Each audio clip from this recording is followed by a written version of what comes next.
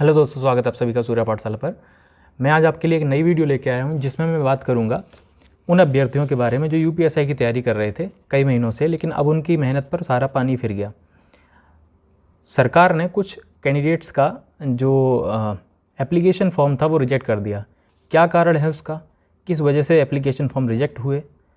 और एक और न्यूज़ है कि ये जो जितनी भर्तियाँ आई हैं 9,534, इन भर्तियों में से कुछ पद डायरेक्ट फिल किए जाएंगे, कुछ प्रमोशन के हिसाब से फिल किए जाएंगे। तो क्या इस खबर के पीछे क्या कारण है, क्या राज है, तो वो हम बात करेंगे।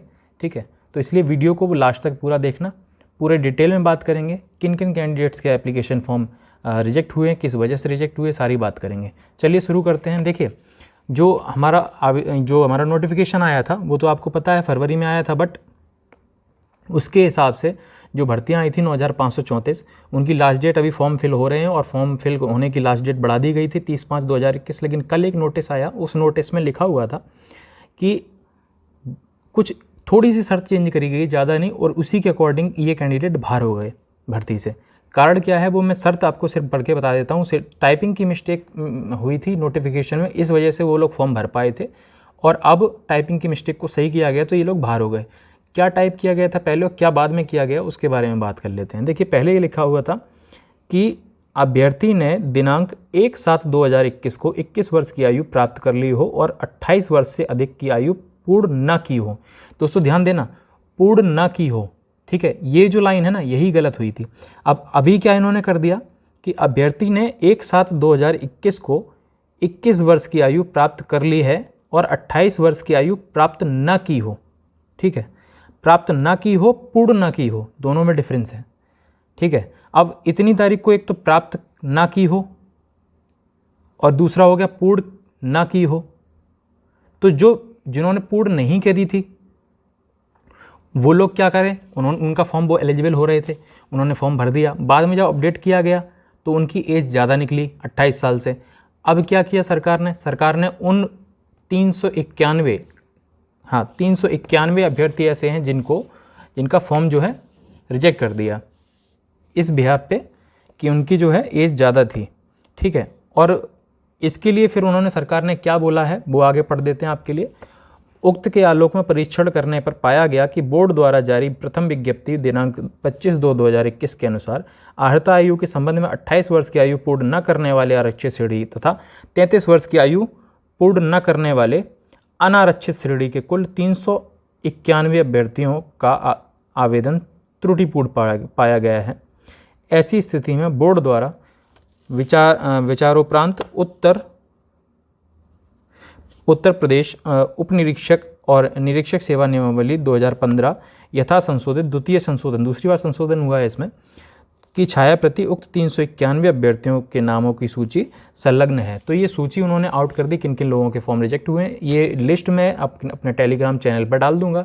ठीक है, आप लोग को लिंक जो है वो डिस्क्रिप्शन में मिल जाएगा, आप जाके वहाँ से डाउनलोड करके अपना नाम चेक कर सकते हैं। एक बार लिस्ट में नाम जरूर चेक कर लेना किस किस का फॉर्म रिजेक्ट हुआ, नहीं तो आप तैयारी करते रहें और आपका नाम उस लिस्ट में हुआ तो आप एलिजिबल नहीं है पेपर देने के लिए। ठीक है, अच्छा, एप्लीकेशन फ़ीस का क्या होगा। एप्लीकेशन फ़ीस वापसी करने का जो भी कार्य है वो शुरू हो चुका है। तो ये जिन लोगों के फॉर्म रिजेक्ट हुए उनकी एप्लीकेशन फ़ीस वापस कर देगी सरकार।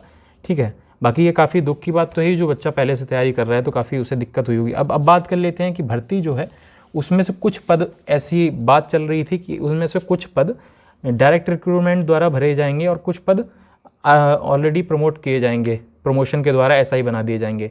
देखिए बच्चों, ये जो संशोधन हुआ है, इसी संशोधन में एक बात और कही गई है। जो 2015 की नियमावली थी उसमें क्या था, जो भी दरोगा बनते थे वो सीनियरिटी बेसिस पे बनते थे। ठीक है, जिसकी जॉब, मतलब जो भी फिक्स ईयर होते थे उनके हिसाब से जो सीनियर होता था उसको दरोगा बनाते चले जाते थे, इस तरह से चलता था।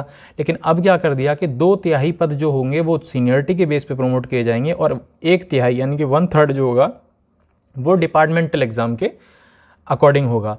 तो जो भी कांस्टेबल होंगे और 3 साल की सर्विस कंप्लीट कर लेंगे उनको क्या होगा, प्रमोट कर दिया जाएगा डायरेक्ट दरोगा के लिए। 3 साल की सर्विस कंप्लीट करने के बाद डिपार्टमेंटल एग्ज़ाम देना पड़ेगा, उसमें आप क्लियर करेंगे तो जाके आप प्रमोट होंगे। ठीक है, वैसे क्या था, सीनियरिटी के हिसाब से कई सालें लग जाती थी तब जाके प्रमोट होता था।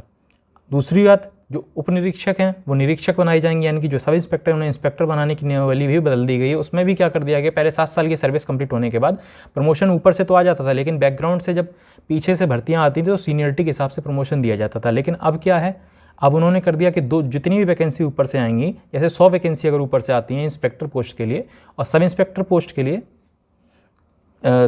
पोस्ट के लिए अगर टोटल वैकेंसी पूरी 100 की 100 प्रमोट किए जाते थे सीनियरिटी बेसिस पे, तो सीनियरिटी आते आते आपकी लगभग 15 साल लग जाते थे, 7 साल से लेकर 15 साल तक लग जाते थे आपकी प्रमोशन होने में। बट अब क्या क्या कर दिया कि 2/3 जो भी वैकेंसी होंगी 100 वैकेंसी में से, वो उसकी 2/3 वैकेंसी, मान लो 66 वैकेंसी जो होंगी वो जाएंगी सीनियरिटी बेसिस पे प्रमोशन, और बाकी की 33 वैकेंसी जो होंगी वो आ जाएंगी किस हिसाब से, डिपार्टमेंटल एग्जाम के थ्रू। तो आपको 7 साल कंप्लीट करते ही, सब इंस्पेक्टर बनने के 7 साल कंप्लीट करते ही आपको डिपार्टमेंटल एग्जाम देके सीधा के सीधा इंस्पेक्टर बना दिया जाएगा।